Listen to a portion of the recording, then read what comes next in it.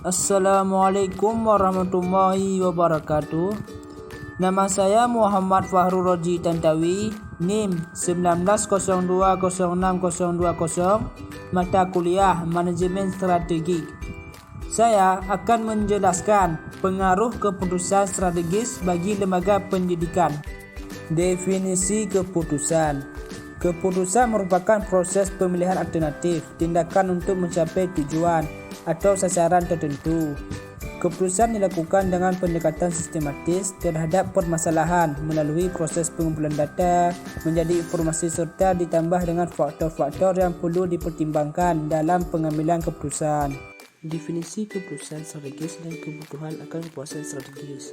Yang pertama, keputusan strategis adalah keputusan yang dibuat oleh manajemen atau pimpinan paling tinggi yang ada di dalam sebuah organisasi.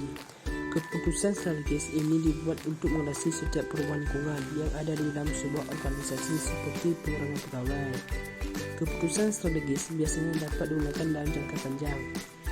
Keputusan-keputusan strategis yang diambil dapat mempengaruhi keputusan operasional karena keputusan strategi juga dipengaruhi oleh nilai-nilai dan keinginan seseorang yang memiliki kekuasaan dalam organisasi.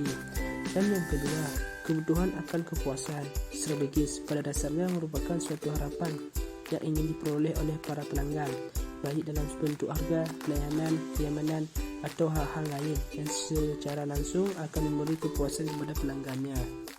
Tahap-tahap pengambilan keputusan. Yang pertama, tahap identifikasi dan definisi masalah. Yang kedua, tahap mengembangkan alternatif pemecahan. Yang ketiga, tahap evaluasi alternatif pemecahan. Dan yang keempat, tahap memilih alternatif. Yang kelima, tahap implementasi keputusan. Dan yang keenam, tahap evaluasi dan pengendalian. Keputusan terprogram dan tidak terprogram. Yang pertama itu adalah keputusan terprogram, yang merupakan sebuah keputusan yang diambil untuk menjawab situasi yang seringkali muncul sehingga ketentuan-ketentuan dalam mengambil keputusan dapat dibuat dan diterapkan. Dan yang kedua itu adalah keputusan yang tidak terprogram, yang merupakan keputusan yang secara relatif tidak terstruktur dan muncul lebih jarang daripada suatu keputusan yang terprogram. Proses pengambilan keputusan. Proses pengambilan keputusan adalah suatu usaha yang rasional dari administrator untuk mencapai tujuan-tujuan yang telah ditetapkan pada bagian awal dari fungsi perencanaan.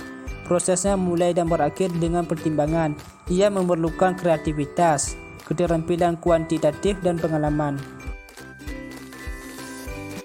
Perubahan dalam keputusan.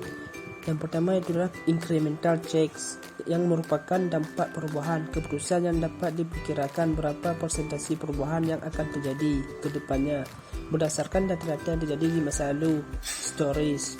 Dan yang kedua adalah turbulent checks, merupakan pengambilan keputusan dalam kondisi perubahan yang sulit untuk diperkirakan. Contohnya bencana alam, perubahan kualitas politik dan sebagainya. Kualitas keputusan merupakan mutu dari pekerjaan atau hasil yang telah dicapai dengan proses yang dilakukan.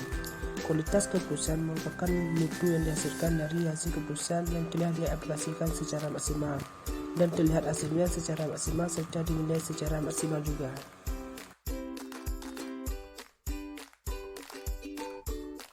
Solusi dalam menyelesaikan berbagai masalah di bidang pengambilan keputusan. Yang pertama ialah menerapkan konsep keputusan yang cenderung hati-hati dan memikirkan setiap dampak yang akan timbul secara jangka pendek dan panjang. Dan yang kedua ialah menempatkan setiap keputusan berdasarkan alasan-alasan yang bersifat representatif. Dan yang ketiga ialah menghindari pengambilan keputusan yang bersifat ambigu, iaitu keputusan yang bersifat ambigu artinya keputusan bersifat tidak jelas dan tidak tegas. Dan yang keempat ialah setiap keputusan yang dibuat oleh seorang pimpinan di sebuah perusahaan berdasarkan pada pertimbangan 4 fungsi manajemen. Sekian dari saya, terima kasih. Wassalamualaikum warahmatullahi wabarakatuh.